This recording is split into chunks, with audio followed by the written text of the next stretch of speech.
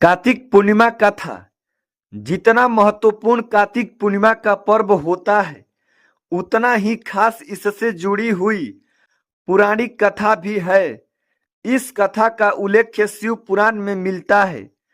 तो चलिए इस पावन कथा के बारे में विस्तार से जानते हैं। दैत्य तारकासुर के तारकाक्ष, कमलाक्ष और विदुनमाली नाम के 3 पुत्र थे।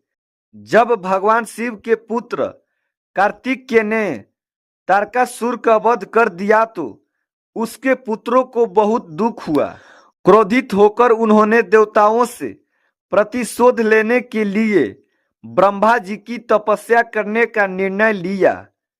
अपनी घोर तपस्या से तीनों भाइयों ने ब्रह्मदेव को प्रसन्न कर लिया और उनसे अमर होने का वरदान मांगा। ब्रह्मा जी ने कहा कि वह अमरत्व का वरदान तो नहीं दे सकते हैं, इसलिए वह कोई अन्य वरदान मांग ले। ब्रह्मा जी के दूसरे वर मांगने की बात पर तारकाक्ष, कमलाक्ष और विदुनमाली ने 3 नगरों का वरदान मांगा। साथ ही उन्होंने कहा कि हे ब्रह्मदेव, आप हमारे लिए ऐसे 3 नगरों का निर्माण करवाएं जिसमें हम तीनों अलग अलग बैठकर पूरी पृथ्वी का आकाश मार्ग से 1000 साल तक भ्रमण कर सके।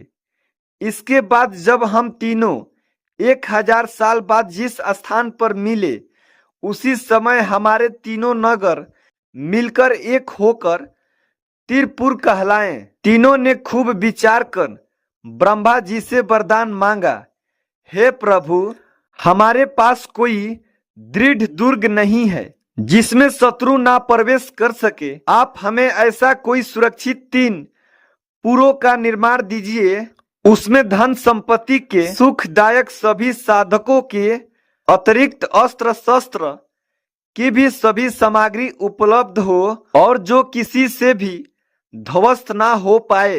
यह कहकर तारकाक्ष ने अपने लिए स्वर्ण का, कमलाक्ष ने अपने चांदी का और विदुनमाली ने लोहे का पूर्ण निर्माण कर देने की प्रार्थना की। ब्रह्मा जी ने कहा, तथास्तु, ऐसा ही होगा, परंतु शिव जी के हाथों ही तुम सब मारे जाओगे और अन्य कोई भी तुम्हें ना मार सकेगा। इस प्रकार तीनों भाइयों के लिए उनके कहे अनुसार 3 नगरों का निर्माण कराया गया। इसमें से एक आकाश में, एक स्वर्ग में और एक पृथ्वी में स्थिर था।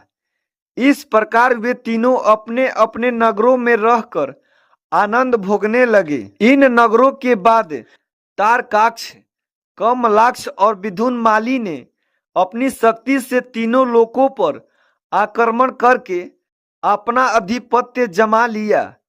सभी देवता तीनों भाइयों के अत्याचारों से परेशान होकर भोलेनाथ जी की शरण में पहुंचे और अपनी रक्षा के लिए प्रार्थना करने लगे। देवताओं की करुणा पुकार सुनकर भगवान शिव त्रिपुरों का नाश करने के लिए तैयार हो गए। तब भगवान विश्वकर्मा ने भोलेनाथ के लिए एक दिव्य रथ का निर्माण किया, जिसमें चंद्र और सूर्य उसके पहिए बने एवं इंद्र, वरुण, यम और कुबेर आदि लोकपाल उस रथ के घोड़े बने। हिमालय धनुष बने, वहीं शेषनाग उनकी प्रत्यंचा बने। यही नहीं, स्वयं भगवान विष्णु वाण तथा अग्निदेव उसकी नोक बने।